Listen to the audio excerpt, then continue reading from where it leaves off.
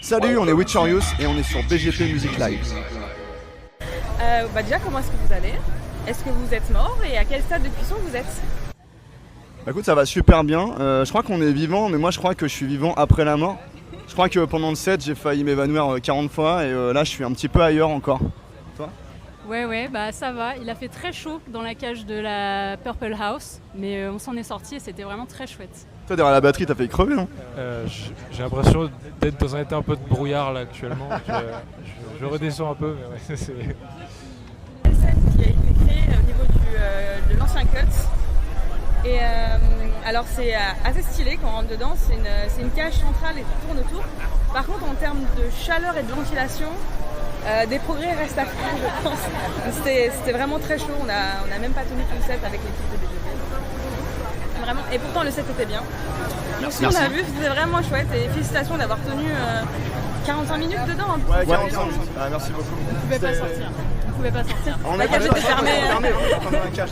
Et c'était très éprouvant, mais vraiment je pense que les gens qui sont venus nous écouter étaient encore plus déter. C'est ça. Parce qu'il faisait encore... Nous on avait un petit ventilo. Et Et il y avait du monde, il y avait du monde. J'ai vu, j'ai dû tourner pour aller avoir un angle un peu sympa. J'ai dû tourner un petit moment autour de la cage. Donc, En fait, il y avait du monde et c'est un peu les gens qui nous ont poussé quand on était un peu mort.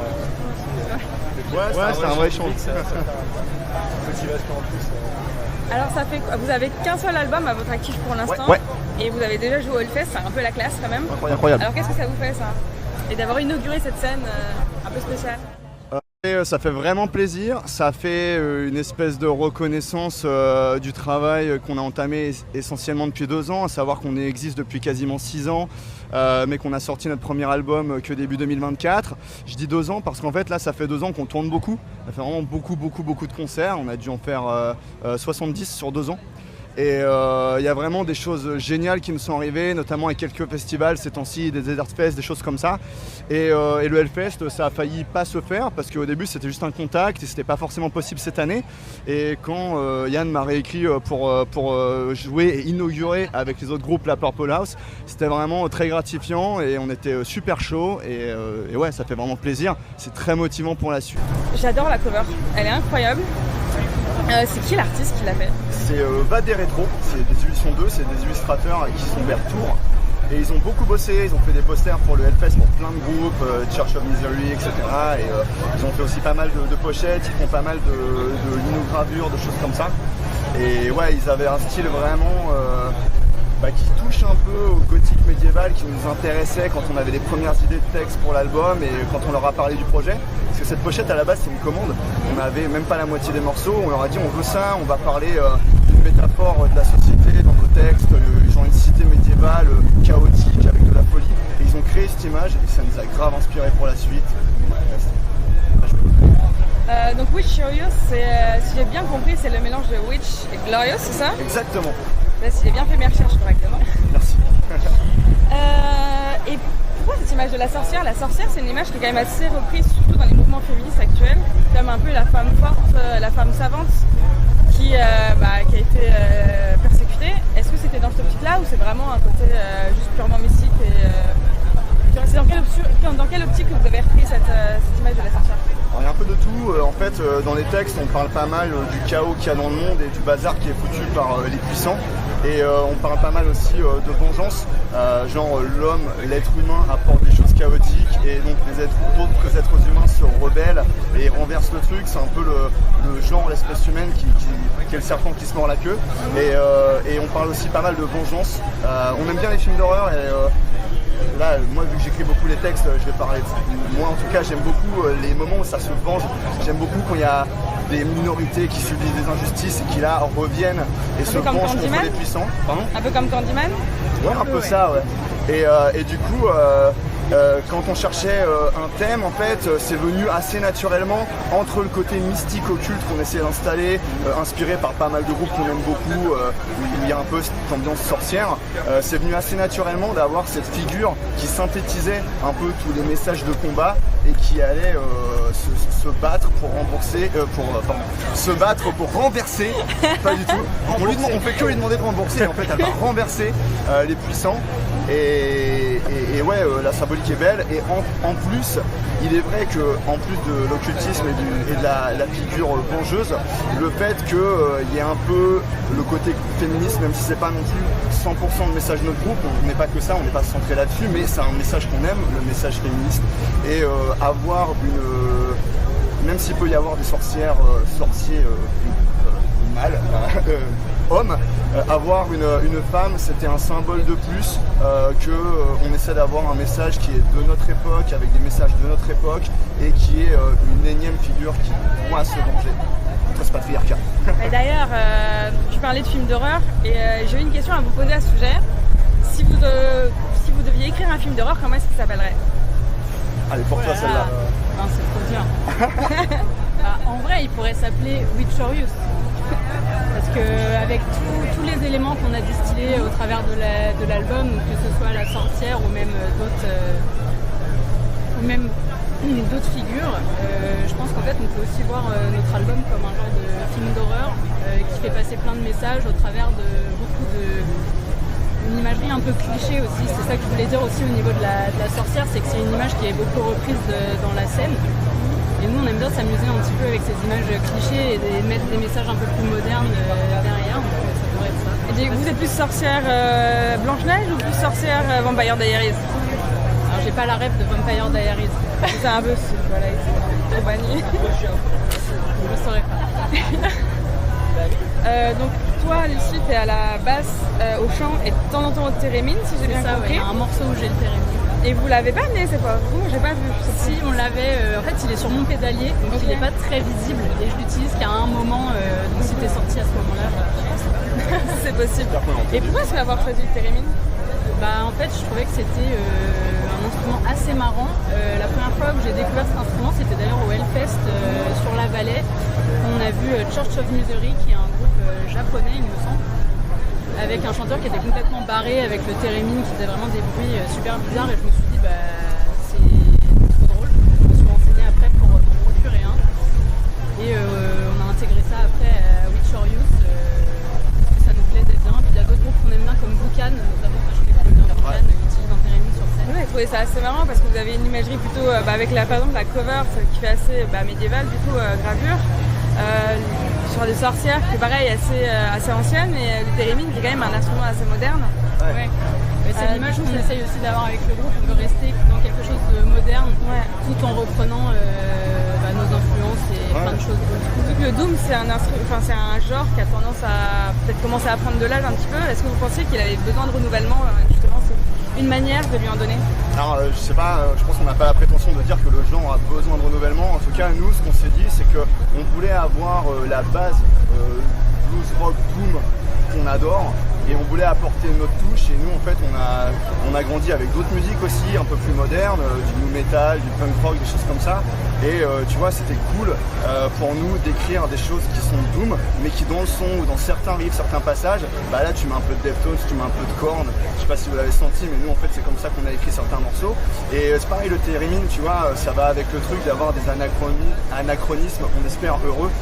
C'est aussi, voilà, la sorcière, ok, c'est un truc occulte, c'est vieux, mais elle est aussi d'actualité. Tu vois, t'as énormément de films qui sortent, Witch, avec des sorcières, où ça raconte des histoires du passé, mais c'est aussi vrai avec des messages de maintenant. Et ouais, pour nous c'est important en tout cas, pour faire un truc qui nous donne envie d'avancer, d'apporter des touches de nos influences plus modernes. Et ouais, je te confirme que même dans les prochains morceaux, on essaye encore d'apporter d'autres trucs. On veut surtout pas refaire comme le premier album. Et donc voilà, est-ce qu'on va s'éloigner du doom? Je sais pas, mais on essaye de mettre d'autres ingrédients en tout cas. J'ai l'impression, vas-y.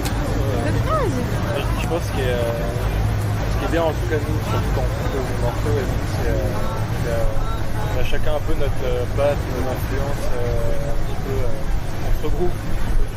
C'est le moment où il parle de prog, certaines choses. Quelles sont tes influences à la batterie, tiens? À la batterie, moi c'est... Alors, je dirais... Moi j'ai écouté beaucoup de Deftones, donc Ed Cunningham de Deftones, c'est une grosse influence au niveau du groupe, de la puissance et tout, j'aime beaucoup. Après, pour le côté carré, j'ai écouté ACDC quand j'étais petit, donc bon, ça me fait un peu de rock. Et après, ouais, moi j'aime beaucoup tout ce qui est un peu rock, metal prog. les batteurs de Porcupine Tree par exemple, qui s'appelle Gavin Harrison, qui est une énorme influence pour moi aussi. Par exemple. Et comment est-ce que vous composez? Est-ce que vous composez chacun dans votre côté et puis chacun dans votre coin et puis après vous rassemblez, ou est-ce que il y a un instrument qui est au milieu et puis les autres se greffent? En général, souvent, ça part soit d'une ligne de guitare, d'une ligne de basse, même d'une ligne de chant, donc Lucie ou Antoine. Et ensuite, on assemble ça un petit peu tous ensemble et moi j'ajoute un petit peu le grain de sel de la batterie par-dessus. J'ai bien apprécié. Qui fait la vibe, on va dire, du morceau au niveau du groupe. On le même un petit peu. C'est ça, ouais, comme le même du sel. Donc, ouais, non, c'est Bien salé. bien salé. Ouais. C'est peut-être un peu trop épicé, quoi. D'ailleurs, au Hellfest, je trouve de manière générale qu'il y a de plus en plus. Il y a pas mal de groupes français de Doom qui sont en train de percer aussi. Il y a vous, il y a Black Bile aussi qui joue. Qu'est-ce que vous en pensez de cette scène, cette nouvelle scène du Doom français? Moi je pense qu'elle est très dynamique en fait. C'est marrant parce que je trouve que c'est vraiment un genre de niche qui pour moi a connu un regain d'intérêt depuis une dizaine d'années. Le Doom est souvent associé au stoner ou au sludge, donc je parle de cette niche là. Et c'est une niche qui en termes de public n'est pas forcément très grande dans le paysage du métal, mais qui est vraiment très active. C'est-à-dire que les fans de ça sont vraiment à fond dedans et très actifs et ont des groupes ou alors font tous les festivals du genre. Et les groupes de cette scène, je trouve qu'il y a vraiment de la qualité quoi, qui sort. Il y a, je veux dire concurrence, mais pas au sens de vraiment être compétiteur concurrent, mais il y a tout un panel de groupes en France aujourd'hui qui sortent vraiment de gros albums qui sont très intéressants et qui sont frais, je trouve. Et ouais, donc je pense que la scène commence à bien s'exporter. Ça rayonne pas mal dans les festivals à côté. Et ouais, quand on va à nous, on a commencé à aller un peu à l'étranger depuis un an. Et on a de bons retours en mode la France c'est quand même apprécié. Alors, beaucoup pour Gojira, c'est sûr, mais également pour des groupes français un peu plus confidentiels, en tout cas de notre niche, et qui montrent qu'ils savent jouer quoi. Il y a pire qu'avoir Gojira comme figure de proue quand même, ça va. Quand on était en Angleterre, c'était hey, Gojira.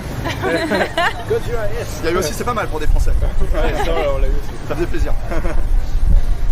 Alors, et sinon là, on est au Hellfest, bon je pense que tout le monde l'aurait compris, il y a des magnifiques dessins du logo derrière. Mais qu'est-ce que vous aimeriez bien aller voir avant de partir? Comme concert. Ouais.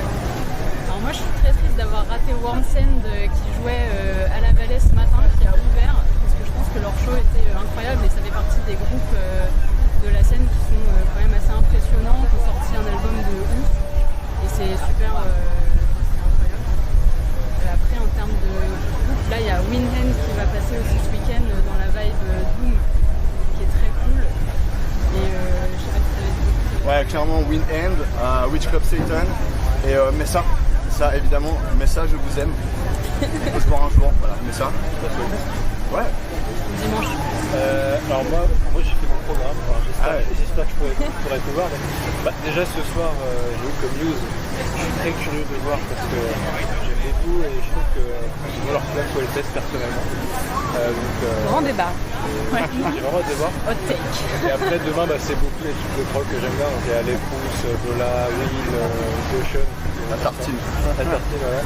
Et j'aimerais bien voir Turn Style, c'est très tard, mais C'est pas tout à fait du non, prog. on est plus dans du hardcore, bon, hardcore, mais c'est très cool. J'aime beaucoup le groupe aussi, donc ça pourrait être sympa. Si on n'est pas trop mort à 1h du matin. J'ai même des groupes de potes qui sont très cool en live, Howard. Vraiment, il y a Howard, donc, hâte de voir, hâte de se balader. Et ce qui est cool dans un festival, c'est aussi de se balader de scène en scène, voir des bouts de set et de kiffer et de pas écouter ce que tu écoutes tout le temps dans ta playlist. Dragunov sur la porte. Dragunov aussi. Dragunov, on va les avoir en interview demain. Donc voilà, j'ai hâte de voir. C'est très cool, on a tourné ensemble, on les aime beaucoup. Et j'aime bien leur lumière, leur phare derrière. Ah, faut pas spoiler, je vais voir ça demain. Ah pardon. Oui, on a fait la pub dans Dragunov, voilà, c'est cool. Alors quels sont les projets pour la suite? Un nouvel album, une tournée? Est-ce qu'on a des choses à se mettre sous la dent? Là on va continuer encore à tourner un petit peu cette année. On a notamment le Desert Fest à l'automne, Desert Fest l'hiver, qui va être assez cool. Et là on commence à écrire les nouveaux morceaux, donc là on a 4 nouveaux morceaux qui sont tout frais. et on continue à travailler. On aimerait bien sortir un album l'année prochaine, idéalement. Voilà. Vous avez une idée du nom de l'album? Non, mais t'inquiète, on va en trouver un. Je pense que ton titre. Bah, vous avez volé à Newt parce que c'est. Ouais, sinon ce sera 2 ou 10. Ça sera la suite. Vous demandez une collab. Oui. Par un split, c'est ça. Alors, est-ce que les derniers mots sont à vous? Donc, est-ce que vous avez envie d'ajouter quelque chose et de parler à l'audience BGP? Carrément, si vous avez regardé cette interview, si vous regardez les interviews de BGP, merci à vous et continuez. Faites vivre la scène. C'est grâce à tous les groupes qu'il y a une scène et que c'est intéressant de découvrir des choses. Et c'est aussi énormément grâce à vous, surtout grâce à vous, qu'on peut se produire devant des gens et vraiment kiffer et vouloir continuer à faire des concerts. Profitez du Hellfest pour découvrir tous les groupes absolument dans tous les styles. C'est vraiment ultra important, c'est ultra nourrissant et il y a énormément de choses à découvrir. Vous ne cantonnez pas un seul style. Merci. Je sais pas quoi dire. Et écoutez-nous, merci beaucoup. Ouais. Merci. Ouais. Vive le proc. Vive le Doom. Vive le Doom. Et merci beaucoup BGP Music Merci Live. BGP Music.